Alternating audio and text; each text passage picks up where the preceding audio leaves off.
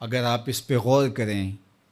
تو آداب معاشرت کا خلاصہ ہے یہ حدیث۔ آقا کریم نے ارشاد فرمایا اتنی دیر تک کوئی شخص کامل مومن نہیں ہو سکتا جب تک وہ اپنے مومن بھائی کے لیے وہ پسند نہ کرے جو اپنے لیے پسند کرتا ہے۔ ایک اچھا معاشرہ تشکیل دینے کے لیے آپ کو کوئی رہنما اصول چاہیے گا تو اس سے بہتر آپ کو کوئی اصول نہیں ملے گا۔ اپنے لیے بہرحال بندہ بہتر ہی چاہتا ہے، تو جب وہ اس مزاج میں ڈھل جائے کہ میں اپنے مومن بھائی کے لیے، اپنے معاشرے کے دوسرے افراد کے لیے بھی وہی چاہوں گا، تو پھر مجھے بتاؤ کہ معاشرے کے اندر پھیلتی ہوئی روحانی بیماریاں، حسد، حقد، بغض، کینہ، نفرت، ایک دوسرے کو نیچا دکھانا، تکبر، رعونت، غرور، یہ ساری چیزیں یہ کہیں آپ کو نظر بھی نہیں آئیں۔ صرف اسی حدیث کو اپنا امام بنا لیا جائے اور اپنا منشور حیات مان لیا جائے۔ محمد بن حنفیہ رضی اللہ تعالیٰ عنہ حضرت علی المرتضیٰ رضی اللہ تعالیٰ عنہ کے فرزند ہیں، لیکن حضرت سیدہ فاطمہ الزہرا سلام اللہ علیہا سے نہیں ہیں، اور حضرت امام حسن رضی اللہ تعالیٰ عنہ حضور علیہ الصلوۃ والسلام کے نواسے، تو بھائی آپس میں، تو دونوں میں کسی معاملے میں شکر رنجی ہو جاتی ہے۔ شکر رنجی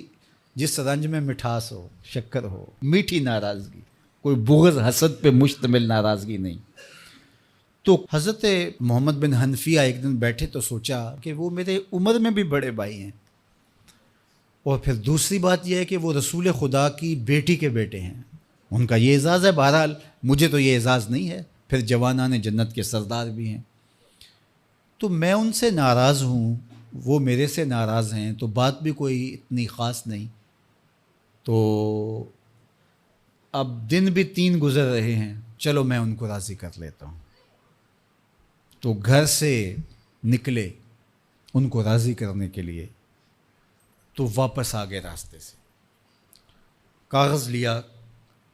اور اس کے اوپر اپنے بھائی کے نام مکتوب لکھا کہ میں آپ کو راضی کرنے کے لیے گھر سے نکلا تھا، لیکن راستے میں مجھے حضور علیہ السلام کا فرمان یاد آیا کہ جب 2 مومن بھائی آپس میں کسی معاملے میں الجھ جائیں، ناراض ہو جائیں، تو جو صلح میں پہل کرے گا وہ جنت میں بھی پہلے جائے گا،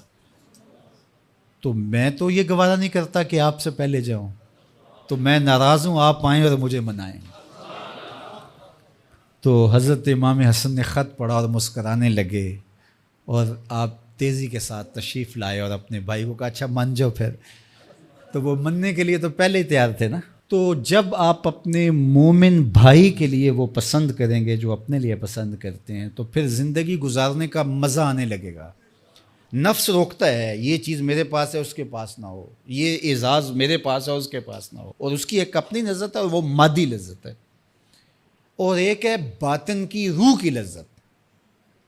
تو روح کی لذت نفس کی لذت سے کہیں زیادہ اور کہیں دیر پا اور کہیں مختلف ہے۔ اس لیے جب آپ قربانی دیتے ہیں، ایثار کرتے ہیں یا کسی کو ترجیح دیتے ہیں، تو اس کی جو روحانی لذت ہے، آپ کو بھوک لگی ہوئی ہے، تو آپ کو ایک روٹی مل گئی ہے، تو آپ کو ایک ایسا شخص نظر آیا جو آپ سے بھی زیادہ بھوکا ہے، اور آپ کسی نمائش کے لیے نہیں، محض اللہ کی رضا کے لیے اس کو روٹی دے کر کے دیکھیں، خود بھوک کاٹ کے دیکھیں،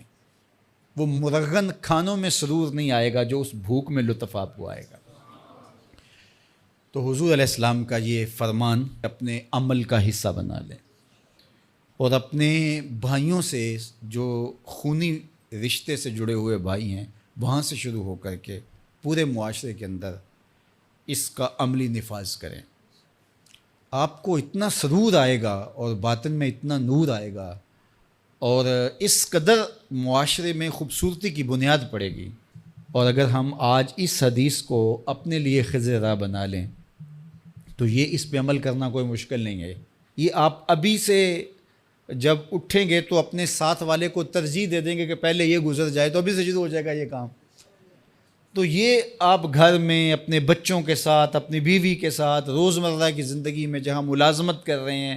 کاروبار کر رہے ہیں، جن دوستوں کے ساتھ کھیل رہے ہیں حتیٰ کہ، تو یہ وہ چیز ہے کہ اس کا آغاز عمل سے پہلے سوچوں سے شروع ہو جاتا ہے کہ آپ کسی کے لیے اچھا سوچنا شروع کر دیں. جو اپنے لیے سوچتے ہیں وہ اپنے بھائی کے لیے بھی سوچیں. ہمارے بزرگ فرمایا کرتے تھے کہ کسی کے ساتھ دوستی کا ایک حق یہ بھی ہے کہ اس کی آخرت کے لیے سوچا جائے کہ یہ میرا دوست ہے تو دنیا میں میرے ساتھ ہے تو حشر میں بھی جنت میں میرے ساتھ ہو. تو اس کی ہدایت کے لیے اگر نماز نہیں پڑھتا تو اس کو نماز کی طرف لے کر آئیں. اگر اس کے معاملات کے اندر خرابیاں ہیں تو ان کو دور کرنے کی کوشش کریں اور اس کو آہستہ آہستہ اچھائی کا خوگر بنا لیں.